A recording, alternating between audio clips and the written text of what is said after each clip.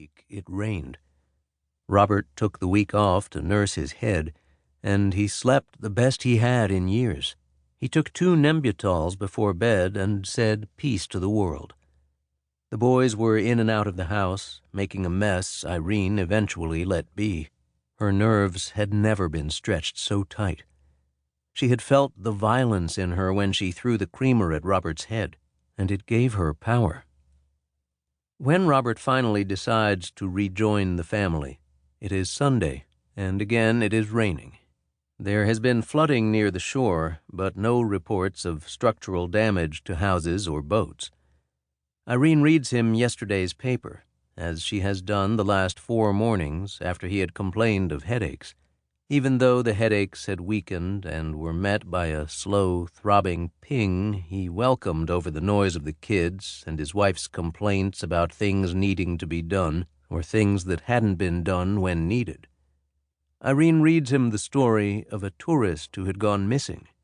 His family was stuck in the Farley House bed and breakfast on C Street. But it turned out he hadn't been missing. He had jumped aboard a fishing boat leaving from the harbor 2 days ago. The captain, once aware of the man's identity, informed the authorities the man was safe. He had just needed a break. "Can you imagine?" Irene says. Robert knows better than to answer.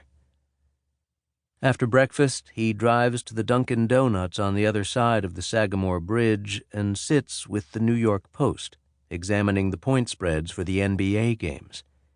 He's been on a month-long losing streak. He feels he's due. When he finishes his coffee, he calls into Barney the bookie, an old curly-headed, cigar-smoking ancient who has been around since Robert's father was placing bets on the Irish. Then he drives along the canal and into Sandwich, where much of the land is untouched.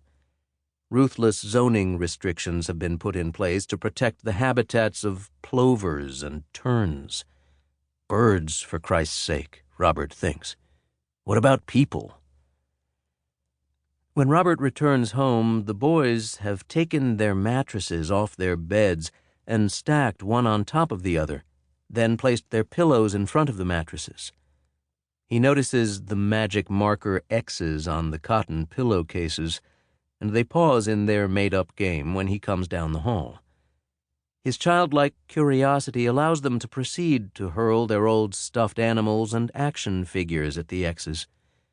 The boys soon begin pushing each other into the pillows until Nathan, who is big for being only 12, gets too rough, and Andrew, 2 years younger, small and thin, smacks his head against the top mattress and falls to his knees.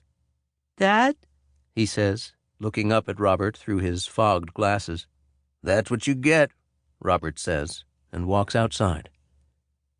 Irene has lost her patience and is sitting on the back step smoking a joint, which Robert has asked her more than once to think about giving up now that they are settled for good. He begins to say something, but having heard the door open, Irene throws up her free hand. "Please take these kids out of this house," she says. "I need a friggin' break." "Where do you want me to take them?" Robert asks. "I don't know. Somewhere. Anywhere. I'm losing my mind." "Okay, calm down. I'll take them to the movies." "Not some R-rated movie either. Last time Andrew had nightmares."